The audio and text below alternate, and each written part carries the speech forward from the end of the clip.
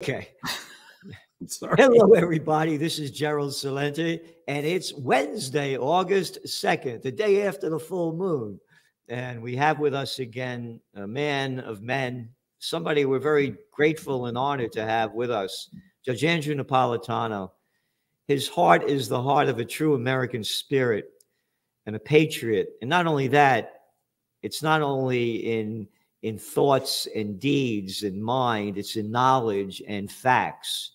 And the facts are that I will put anybody in the United States up against him when it comes to discussing the realities and the facts of what used to be a Bill of Rights and a Constitution. Judge, thanks for being here today. Pleasure, Gerald. Thank you for the generous introduction. Well, it's the truth. And you have another article, and it'll be out tomorrow. And the title of it, Government and the Freedom of Speech. Quote, Congress shall make no law abridging the freedom of speech, the First Amendment of the Constitution. And you write, the First Amendment is a negative right. It does not grant the freedom of speech. Rather, it restrains Congress from abridging right that pre-existed Congress. So, when you talk about freedom of speech, you have no freedom. All you have to do is believe the crap that the government shoves down your throat and swallow it. And if you don't believe what the government believes, and you could think for yourself and have the own facts to think for yourself, that's misinformation. A perfect example of that is the interplay between the First Amendment, RFK Jr., Facebook, and the vaccines. Okay. So RFK Jr., like you and me, like a lot of other people who live to move the dial of public opinion, in your case and in my case, it's towards human freedom, and the same with Bobby, challenged the government on the vaccines, and we're prepared to argue, and we're arguing that these are not vaccines. A vaccine gives you a small dose of the disease. You develop the antibodies, you don't get the major disease. These are just palliatives to make you feel good. And there's a scientific argument for that. Put that on Facebook. The government goes to Facebook and says, take that down. Take it down. Take it down right now. Take it down. People are going to get sick. People are going to get harmed. Get rid of that speech. And Facebook goes along with that to get the government off their backs. Question, does that violate the First Amendment? It absolutely does, because the government can't do indirectly by intimidating Facebook what it's prohibited from doing directly, infringing upon or denying speech because of its content. The government can't take it down, but the government can use a carrot, we won't sue you, or a stick, we'll start investigating you, if Facebook doesn't take it down. Now, when Facebook does take it down, when Facebook does get in bed with the government, I'm not picking on Facebook. I'm telling you about a real case making its way through the federal court system in Texas. It happens as well with the other big tech, but the Facebook one, because it's in Texas and it's getting a lot of publicity. When Facebook does this, it will lose its ability to censor its own content, and the court will impose the First Amendment restrictions that apply to the government to Facebook if the court finds that Facebook is doing the government's bidding.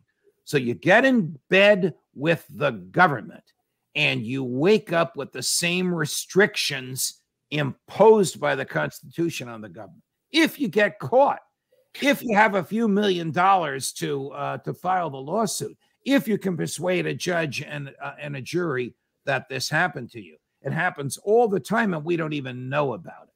We know about it because Bobby Kennedy is a public person, because they kicked him off of Facebook, because some of the doctors who wanted their arguments to be on Facebook got kicked off.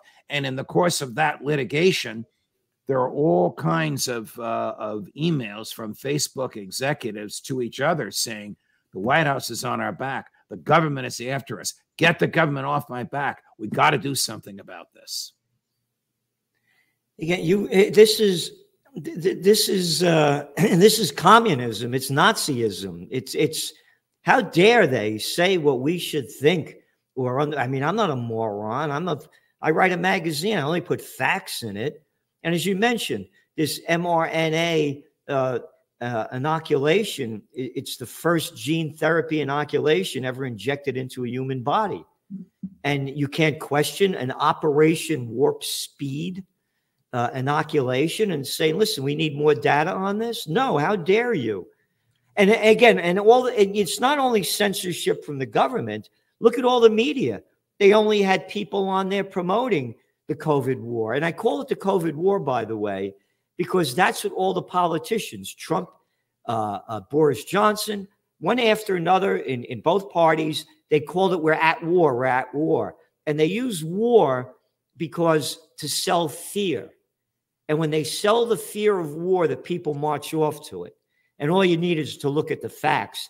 88% of the people swallowed the crap spewing out of the mouth of that little nobody, George W. Bush. We're going to get that guy Osama bin Laden, dead or alive, and we go into Afghanistan, the longest war in American history that cost us, what, about $5 trillion or something. The numbers keep going on. So the people are dumb enough to believe this. They're dumb enough to believe anybody. The whole purpose of the First Amendment is to keep the government out of the business of speech. Speech is a natural right that belongs to individual persons. The government does not have freedom of speech. The government has nothing to do with the marketplace of ideas. So the government sneakily goes behind the scenes to pressure those who own the bulletin boards, Facebook, Google, etc., to take down statements on the bulletin boards that the government hates or fears, or that challenge the government. That's absolutely prohibited by the Supreme Court. When a federal judge in Texas examined this evidence, he signed a nationwide injunction against the government, prohibiting it from communicating with any big tech about the content of speech. Of course, they can communicate with big tech about other regulatory issues, but not about the content of speech. An appellate court lifted that injunction, but I believe that the appellate court is about to reimpose it once it finishes looking at all the evidence in the case. Why does this happen? Because there is no outrage. Yep. There's outrage by Bobby Kennedy. There's outrage by Gerald Celente. There's outrage by Andrew Napolitano. There's outrage by libertarians. There's outrage by some progressives. But the vast majority of Americans are, ho-hum, the government suppressed somebody's freedom of speech. I don't care. Ho-hum, the FBI spied illegally on 278,000 Americans. We did that one last week. It wasn't me. What do I care? There's no outrage because there's no love of liberty anymore, because we are so immune to the government trampling our liberties. We expect it to happen. No love for liberty. And what'd you say about them trampling our... We are not scandalized when the government tramples our liberties because it happens so frequently. We expect it to happen. And again, there people, there's no fight. And it's so sad that it's again, the people are so out of touch. You know, they don't know anything about anything. I mean, what do? You think they're reading about all the facts going on? They listen to sound bites, and that's all they know. You know, my father, may rest in peace, I just started learning about stuff and I get upset. And he say, son, take it easy. People have little minds. And he's 100% right. I mean, again, what's your favorite war? World War I? No, I like the Peloponnesian War. How about the 100-Year War? Hey, what's your favorite crusade, Judge? The First Crusade or the 13th? You know, I mean, it's been going on forever. And the masses just march off. They do. And now, to me, they're dumber than ever. It was just people walking down the street. And you think I want to hear you screaming on your damn phone and all of the people are so out of touch with reality. They have no concept. This article that you write about freedom, it's so important because what you do is you talk about what James Madison said in crafting the First Amendment. He insisted that the word "the" precede freedom of speech in order to manifest the framers' belief that the freedom of speech pre-existed the government. The First Amendment is a negative right. It doesn't grant the freedom of speech. Rather, it restrains Congress from abridging a right that pre-existed. Because the right comes from our humanity. The government thinks it can create rights. It can't. Rights come from our humanity, from our existence, to be alive, to think as you wish, to say what you think, to publish what you say, to defend yourself, to travel, to own property. These are natural human rights that exist in the absence of the government. Or the government grants privileges. It lets us vote to make us think we're influencing it. It gives us the privilege to drive on a government roadway if you pass the government tests. I get that. But rights come from our humanity. They don't require a precondition. They don't need a government permission slip. They don't need the consensus of the community. Speech is in that right. And when government interferes with a right, when government interferes with speech, it's doing the opposite of what we've hired it to do. We've hired it to protect our rights, and instead it's assaulting them. Last week, we talked about all the spying by the FBI on 278,000 innocent Americans. No outrage. Is there any outrage? Is there any? There was no news. Correct. No news, no outrage, no nothing. Correct.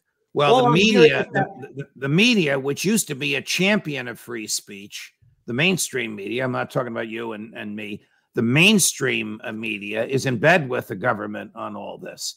The mainstream media championed the government on when it closed businesses and made you wear a mask and wouldn't let you go to mass and it's hard for me to believe this happened, but of course it did. And we all lived through it. And the media championed them on. Challenge the government on these things and they'll call it disinformation and take you right down unless you're on one of the websites that doesn't challenge for content. Yeah. Now, I used to be on everybody. I used to be on CNN back in the 90s and early 2000s, like 3 or 4 times a month. And they used to let me say what I wanted to say. No more. You're not allowed to be on if you don't say what they say. And again, you have shows like The View, and it's like so highly rated. How could you be so stupid to watch the crap spewing out of the mouth of these morons? How dumb can you be? How stupid can you be? Colonel Douglas McGregor, whom you and I know and profoundly respect, maybe the brightest military mind in the country, advised Ron Paul and Donald Trump, cannot get on mainstream media. I mean, I have him on once a week, but he cannot get on mainstream media because he challenges their orthodoxy. Ukraine has already lost the war. The government knew before the war started Ukraine would lose. Oh, we know that from the documents that the government says Jack Teixeira released, the accuracy and authenticity of which the government has never challenged. McGregor is 100% correct. He footnotes everything he says. He's funny, articulate, witty, brilliant. They won't put him on because he challenges their orthodoxy. Again, I used to be on everybody. I mean, remember, I used to be on Fox all the time with you. I think that's how you and I met. Yeah, I used to be on your show. I used to be on Fox and Friends. I used to be on all the time.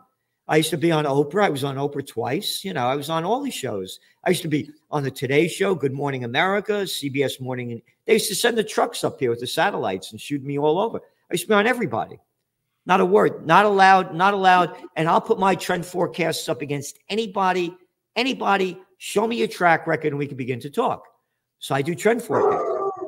So going back to what you're talking about in the freedom of speech, what's going on in talking about freedom and the government in control? What's going on with this Trump indictments now? Trump has been charged with 3 conspiracies, which is essentially a thought crime. Now, the Supreme Court has said the First Amendment protects the right to speak falsely. You can say whatever you want. So here's Clarence Darrow defending a guy charged with conspiracy. The number is a little dated because he said this in 1870. If a boy he's addressing the jury. If a boy steals a dime, he's not going to go to prison. A small fine will do. But if two boys conspire to steal a dime and then don't steal it, they are candidates for the penitentiary. What kind of a country does that to its own people? And then one of the jurors says, ours. Now, at that point, he knew he was going to get an acquittal. But the point is well made. Conspiracy charges punish thought. They don't punish harm because by definition, there has been no harm. No. That's what Trump is charged with. Look, I think his behavior has been reprehensible. I don't think he's qualified to be president of the United States. But this latest batch of charges are thought crimes. That's it. Yes. Thought crimes. Yes, that's it. Now, who are the witnesses against him? Gerald, his own people, Mike Pence, Rudy Giuliani, and 3 of the other lawyers that he consulted. The government cut deals with all of them. They're all named as unindicted co-conspirators. They're not named by name because they cut deals with the government. In the Mar-a-Lago case, there are 2 co-defendants who refused to cut deals with the government, and that's why they were indicted as well. That's the way the government works. The government coerces and bribes. Tell us what we want to hear, and we won't indict you. Don't tell us what we want to hear, and we will indict you. So this is just noise. It doesn't amount to anything. Well, it's noise, but it's serious because the penalty is up to 20 years in jail. He has a very, very stern judge, and he has a jury base. The population base from which the jury will come is Washington, D.C. That's about 90% Trump haters, as you can only imagine. Yeah. Not Northern Virginia, not Maryland, just Washington, D.C. And when will these charges go? When will this all start to happen? I believe that this case is going to be, even though it was filed after Mar-a-Lago, I think it's going to be tried before Mar-a-Lago. I think this case is going to be tried in December or January. Very, very soon. You're going to see former Vice President Pence and former America's mayor, in air quotes, Rudy Giuliani, on a witness stand under oath in a federal courtroom testifying against Donald Trump while he's seated right in front of them at the defendant's table. I mean, this is almost like a movie. It's almost like Hollywood had crafted this. Somebody would say, it's not believable. We're not going to make a movie out of this, but yet it's going to happen right before our eyes. You know, bringing him up on these charges and forgetting the charges that should be brought up against these criminals that were called presidents for the wars that they started based on outright lies, that's fine. Little Georgie Bush could lie us into war, and as you have him on your podcast, and everybody, please go to the judges' podcast. They're really great. It's Judging Freedom, and you have Phil Giraldi on there a number of times, and quite frequently. And Phil was a former top CIA agent that went into Georgie Bush's office when he was president, gave him the documents saying, Mr. President, there are no weapons of mass destruction in Iraq. And Georgie told him to leave the office. And Phil Giraldi, being the man that he is, not only left the office, he left the CIA. Correct. And then Georgie went on air and said the opposite of what the intelligence reports had revealed. And then they had Colin Powell give that horrible, horrific speech, which at the time seemed credible, which he would eventually renounce, denounce, and regret, but the damage was done. What kind of damage? Trillions in dollars, millions in casualties. Yeah. Destroying a country that... And who runs Iraq now? The same crowd that ran it 20 years ago. Yeah. And the place is destroyed. And Correct. All those people's lives that have been destroyed. Correct. All the biblical monuments and archaeological treasures and as you say, human lives gone forever. Yeah. And America, so nobody gets punished. Bush doesn't get punished. Yep. Cheney doesn't get punished. Obama doesn't get punished for bombing Libya. Trump doesn't get punished for bombing Syria. None of them get punished for using drones to kill generals on the streets. It just goes on and on and on. One interesting thing about these indictments of Trump is this is the first time a president, a former president, has been called to task for criminal behavior while president. Normally, like we're talking about Bush and Obama, they get away with all this. Yeah. I'm very sad what's happened to this country. But you said, where's the outrage? Where are the people?